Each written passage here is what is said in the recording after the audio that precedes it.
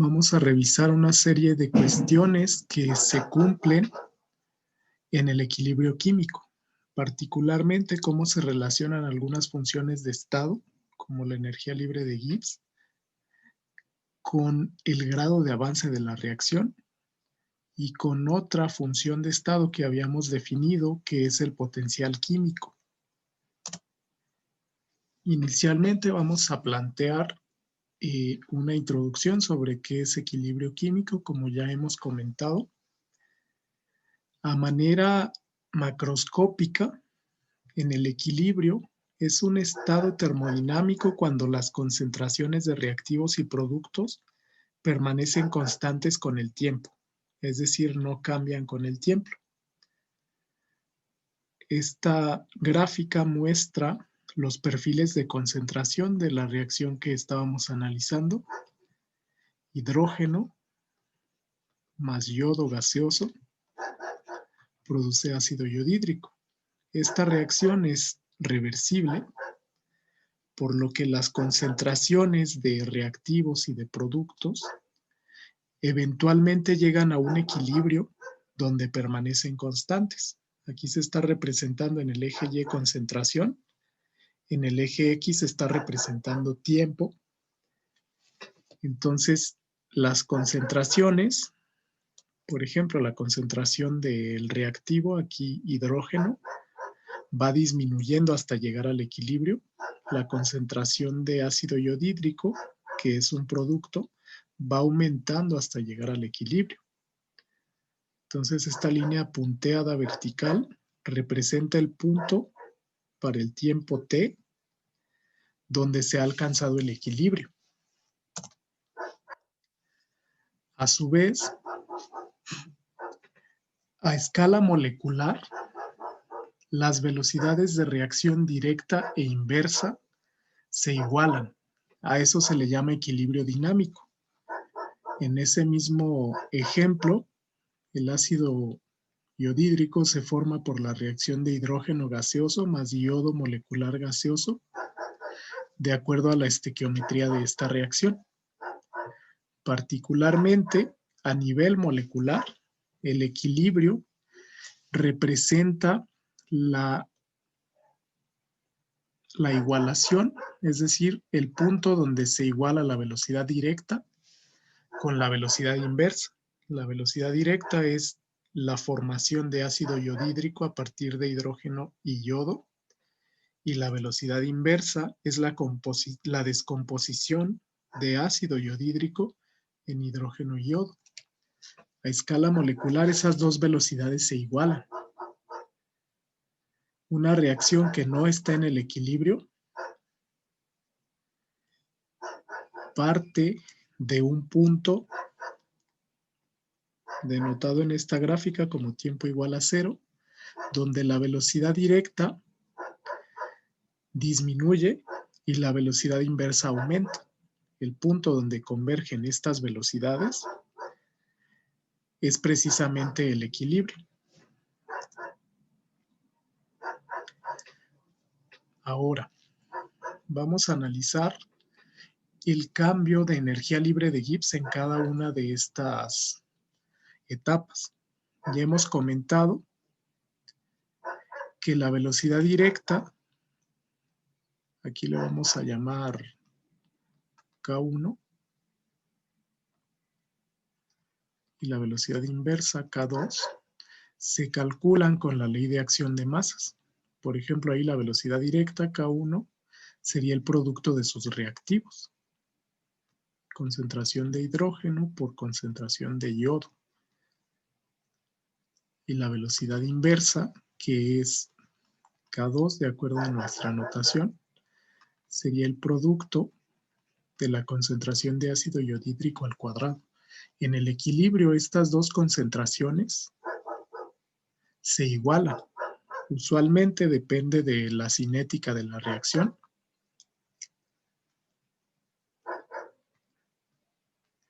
En este caso, esto, de acuerdo a la cinética, va multiplicado por una constante de equilibrio. Por una constante de velocidad, perdón, Esta es la constante específica de velocidad de reacción.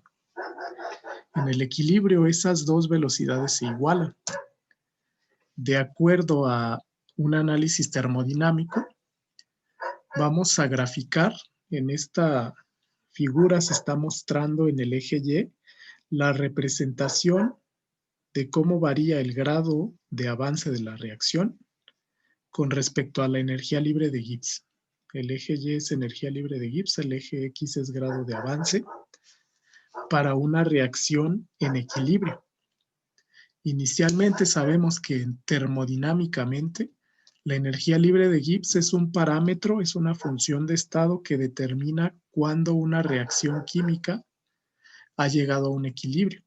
Específicamente, un proceso en equilibrio, sea con o sin reacción, tiene un cambio de energía libre de Gibbs nulo, es decir, delta G es igual a 0.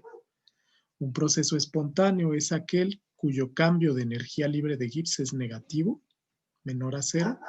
Un proceso imposible, es decir, que no es espontáneo, que naturalmente no se puede llevar a cabo en el universo, de acuerdo a la segunda ley de la termodinámica, tendrá un cambio de energía libre de Gibbs positivo. Esto a presión y temperatura constantes. Si analizáramos cómo cambia la energía libre de Gibbs de una reacción, obtendríamos este gráfico.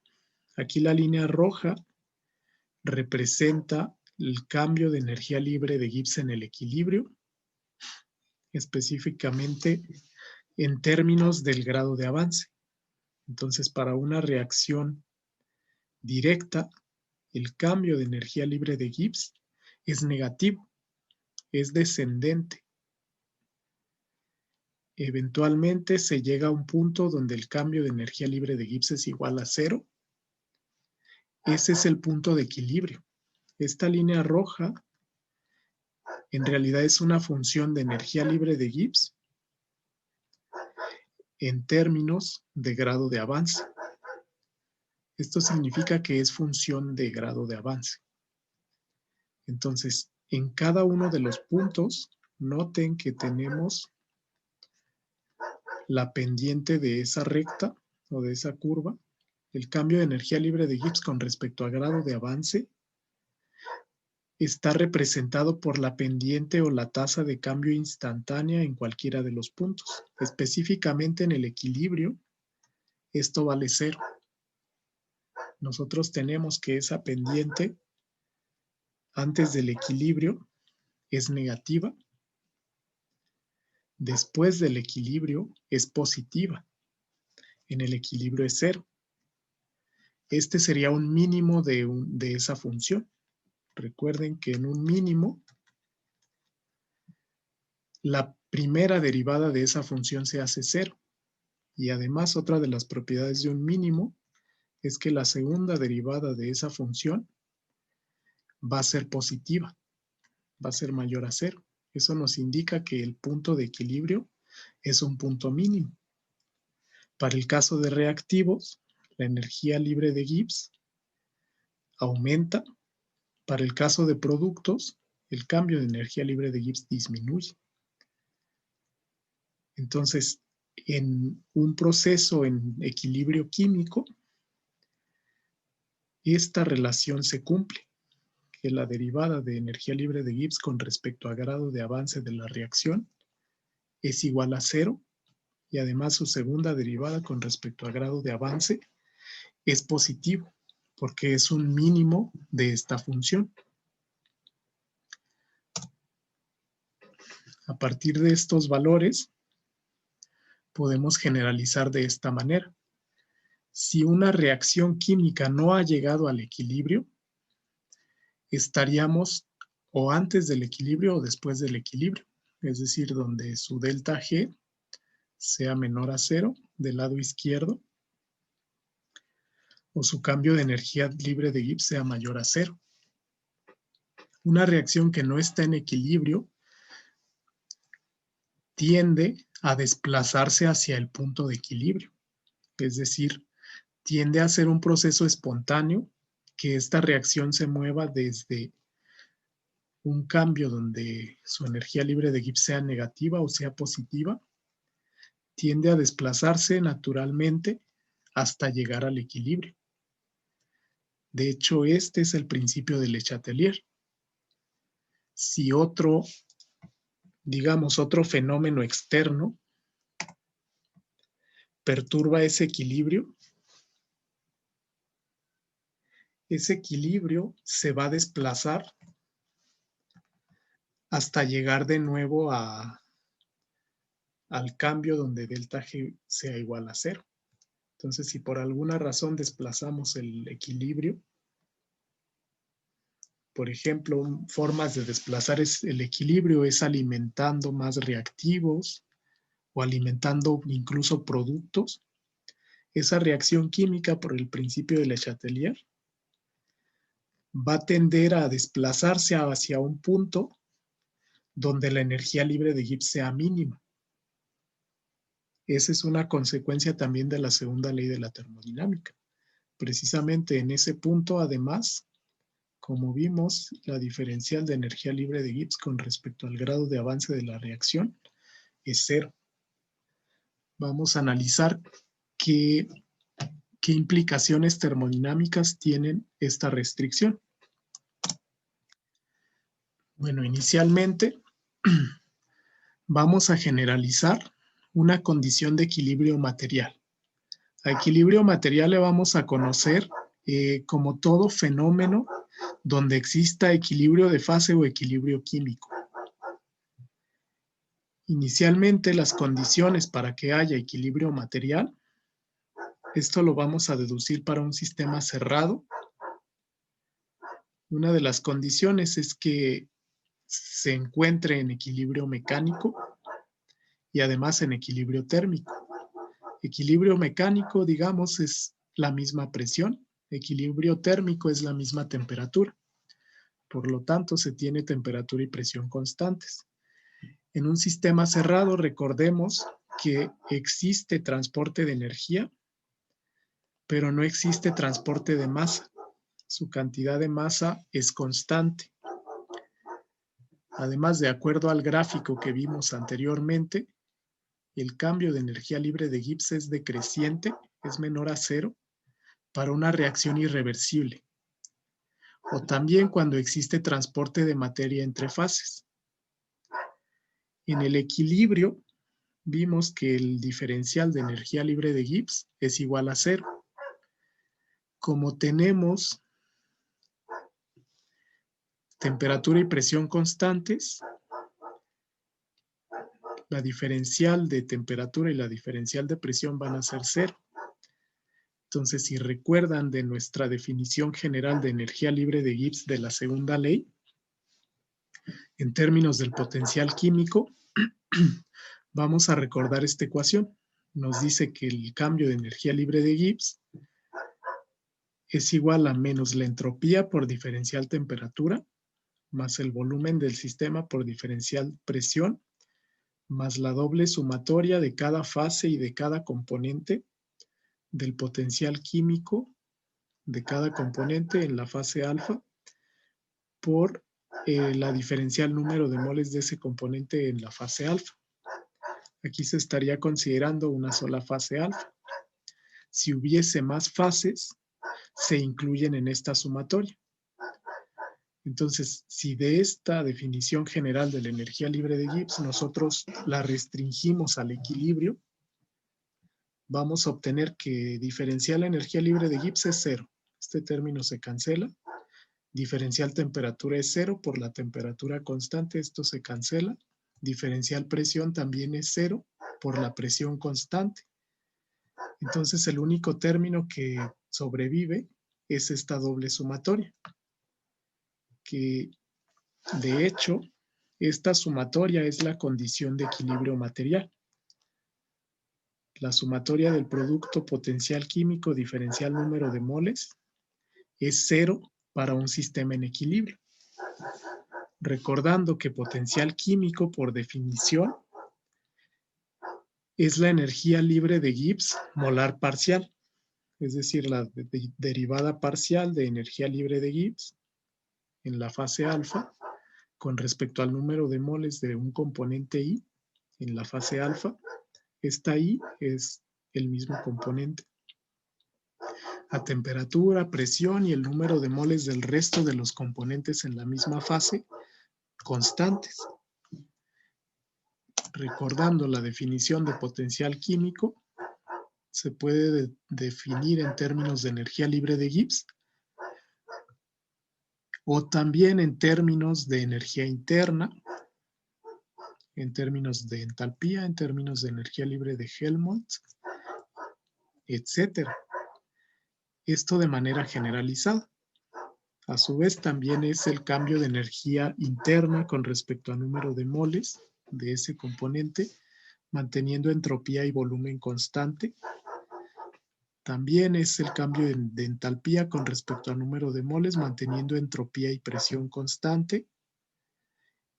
Y la diferencial de energía libre de Helmholtz con respecto al número de moles, manteniendo temperatura y volumen constante. El potencial químico, lo más común es utilizarlo en función de energía libre de Gibbs. Como ya vimos, es la energía libre de Gibbs molar parcial. Entonces, utilizando esa condición de equilibrio químico que acabamos de deducir, para una sola fase, recordemos que el potencial químico es el mismo en todas las fases. Esto se puede reducir a la sumatoria de potencial químico por cambio de número de moles igual a 0, en donde ese DNI es el cambio diferencial de número de moles del componente I en ese sistema cerrado. Mu I es el potencial químico de cualquier componente I en cualquier fase que contenga ese componente. Entonces, esta ecuación la podemos relacionar con el grado de avance. Recordemos que el número de moles DNI, por definición, es el coeficiente estequiométrico de ese componente por la diferencial del grado de avance de reacción. Por lo que si sustituimos en la ecuación de arriba, vamos a tener que la sumatoria del coeficiente estequiométrico por el potencial químico por el diferencial grado de avance es igual a 0. Esta relación se cumple siempre para valores arbitrarios del grado de avance. Es decir, se cumple para grado de avance trivial, por lo que realmente podemos eliminar este factor. Y esta es la condición termodinámica del equilibrio de una reacción química en un sistema cerrado, que pudimos definir a partir de la condición de equilibrio material que aplica para el equilibrio de fases, perdón. Entonces, esta condición, además, representa el equilibrio químico, la sumatoria del producto del coeficiente estequiométrico del componente I por el potencial químico de ese componente es 0. Esto aplica para n cantidad de reacciones, donde el número de reacciones va a definir el coeficiente estequiométrico de ese componente. Entonces, de acuerdo a esta relación, esa condición de equilibrio se menciona que parece abstracta, pero en realidad solo indica que en el equilibrio químico los potenciales químicos de los productos compensan los de los reactivos. ¿Qué significa esto? El potencial químico de cada componente, independientemente si sea reactivo o sea producto, recuerden que es el cambio de energía libre de Gibbs con respecto al número de moles de ese componente, manteniendo temperatura, presión y número de moles del resto de los componentes constantes. Independientemente de si sea un reactivo o un producto,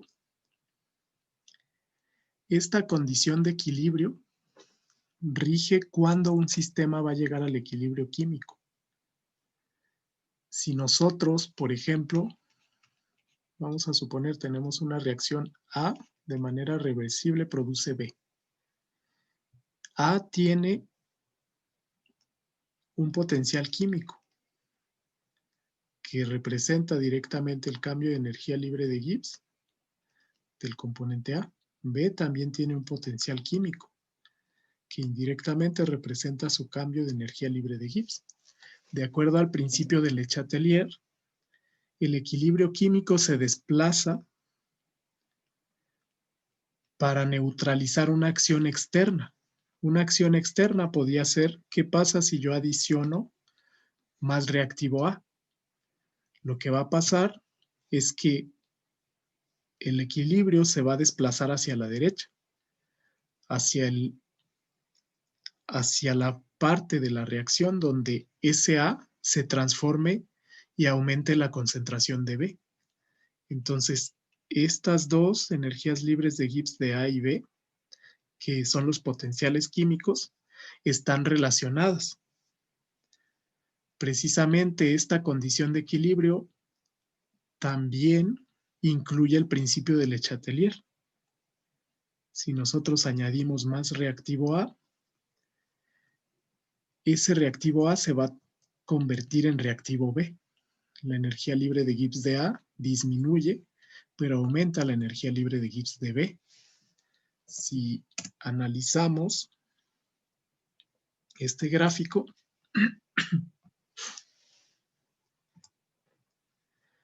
para reactivos, la energía libre de Gibbs, esta línea azul, aumenta. Para productos, la energía libre de Gibbs disminuye. Entonces, en el equilibrio, también hay un punto donde se cruzan. Ese punto, la energía libre de Gibbs de ambos componentes es igual y precisamente se cumple la restricción donde la sumatoria del coeficiente estequiométrico por el potencial químico es igual a 0. A eso se refiere esa relación. Si continuamos con el análisis de este sistema, vamos a obtener lo siguiente. Entonces, esta relación rige el equilibrio químico. Si planteamos a partir de la definición de energía libre de Gibbs, noten que en el equilibrio, el cambio de energía libre de Gibbs a temperatura y presión constantes, es decir, este término se elimina, de T vale 0 y de P vale 0. La energía libre de Gibbs se calcula como la sumatoria para una sola fase del coeficiente estequiométrico por el potencial químico por el diferencial de coordenada de reacción. Además, de aquí yo puedo reorganizar la ecuación, esto lo puedo pasar dividiendo. El cambio de energía libre de Gibbs con respecto al grado de avance de la reacción es el producto del coeficiente estequiométrico por el potencial químico, eso a temperatura y presión constante. Entonces, esta relación se cumple en el equilibrio. Sabemos que en el equilibrio esos dos valores deben de valer 0, que es el punto mínimo de la energía libre de Gibbs en ese gráfico. Ahora, ¿cómo se relaciona la energía libre de Gibbs con la constante de equilibrio? De acuerdo a la relación anterior, esta relación se cumple en el equilibrio. Vamos a analizar ahora cómo se puede calcular el potencial químico. En equilibrio de fases analizamos que el potencial químico, es decir, la energía libre de Gibbs molar parcial del componente I, se puede calcular como una constante de integración más RT logaritmo natural de la fugacidad de ese componente en solución o en mezcla.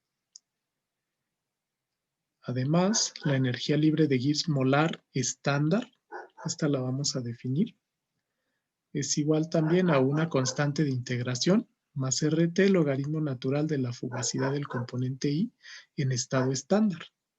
Este estado estándar se refiere a una presión de 1 bar y una temperatura de 25 grados Celsius, dependiendo de la referencia que tomemos. Usualmente es 25 grados Celsius o 0 grados Celsius. Este es un punto de referencia, porque como es una función de estado, el cambio de energía libre de Gibbs, solo podemos calcularla como un delta, una resta del estado final menos el estado inicial. Aquí el punto de referencia es la energía libre de Gibbs estándar. Si restamos esas dos ecuaciones, obtenemos potencial químico menos energía libre de Gibbs estándar es igual a RT por el logaritmo de este cociente de fugacidades. Aquí se aplicó la regla de los logaritmos que nos dice que el logaritmo natural de una constante A menos el logaritmo natural de una constante B es el logaritmo natural del cociente.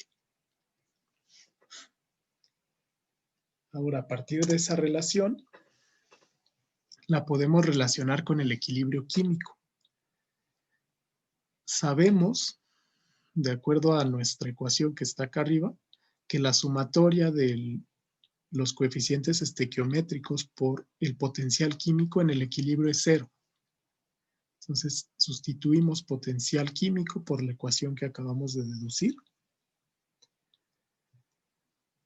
y la desarrollamos. Aquí, si desarrollamos término a término, vamos a multiplicar coeficiente estequiométrico por energía libre de Gibbs y vamos a multiplicar también coeficiente estequiométrico por RT logaritmo natural de ese cociente de fugacidades. Para el siguiente paso, se utiliza la propiedad de los logaritmos que nos dice que una constante, vamos a llamarle C, por el logaritmo natural de otra constante A, es igual al logaritmo natural de esa constante elevada a la C. Entonces eso se aplica con este coeficiente estequiométrico. En lugar de estar multiplicando, se eleva el argumento del logaritmo a ese coeficiente estequiométrico. Entonces, noten que en esta ecuación vamos a tener el logaritmo natural de un producto. El logaritmo natural del producto de este cociente elevado a su cociente estequiométrico igual a menos sumatoria de coeficiente estequiométrico por energía libre de Gibbs entre RT. Precisamente, por definición, este cociente de fugacidades es numéricamente igual que la constante de equilibrio. Es decir, el cociente de fugacidad del componente I en solución entre fugacidad de ese componente estándar es la constante de equilibrio. Por lo que nosotros tomamos aquí logaritmo natural de K. Todo esto es la constante de equilibrio químico. Es decir, logaritmo natural de K es menos delta G estándar entre RT. Ese delta G estándar que representa esta sumatoria es el cambio de energía libre de Gibbs de esa reacción en estado estándar. A eso se refiere el delta G estándar. Esta relación, por tanto, nos dice que por definición la constante de equilibrio va a ser el exponencial de menos cambio de energía libre de Gibbs estándar de la reacción entre RT. Noten que aquí depende de la temperatura. La energía libre de Gibbs también depende de la temperatura. Entonces, por lo tanto, ese cambio de energía libre de Gibbs se puede calcular como la sumatoria de cada coeficiente estequiométrico por la energía libre de Gibbs estándar del componente I. Esto se puede leer de tablas. Y esto aplica para cualquier propiedad. El cambio de esa propiedad termodinámica estándar, por definición de esa reacción química, es la sumatoria del coeficiente estequiométrico de cada componente por la propiedad M de ese componente en estado estándar. Ahí M, de nuevo, es cualquier función de estado termodinámica, ya sea energía libre de Gibbs, entalpía, entropía, energía interna, energía libre de Helmholtz, etc. Por ejemplo, el cambio de entalpía estándar de esa reacción se puede relacionar con la energía libre de Gibbs estándar de la reacción por medio de esta ecuación, menos RT cuadrada por diferencial con respecto a temperatura de delta G estándar entre RT. Recuerden que de calorimetría ya podemos saber cómo se calcula la entalpía estándar de reacción. Sería la sumatoria del coeficiente estequiométrico de cada componente por el cambio de entalpía de formación del componente I. Esto se ve en termodinámica 1. Entonces, para calcular esas propiedades, podemos utilizar tablas, donde está reportada, por ejemplo, el cambio de entalpía o el cambio de entropía de un componente en estado estándar. Estas relaciones las vamos a estar utilizando, principalmente estas dos, que son la misma, para relacionar constante de equilibrio químico K con el cambio de energía libre de Gibbs de la reacción en estado estándar y la temperatura. Esta deducción nos va a permitir predecir hacia dónde se desplaza una reacción, nos va a permitir también determinar la velocidad que tiene una reacción, entre otras cosas. Principalmente vamos a utilizar equilibrio químico, termodinámica, fundamentalmente la primera y segunda ley relacionadas en la energía libre de Gibbs, y eventualmente se puede relacionar con la velocidad de reacción, con la cinética química de la reacción. En esta materia no se ve propiamente estudio cinético, pero se puede estudiar en la materia de reactores, donde se engloban los, digamos, esos tres apartados: termodinámica, equilibrio químico y ahora cinética química de la reacción. Esa es la explicación general termodinámica que rige el equilibrio químico.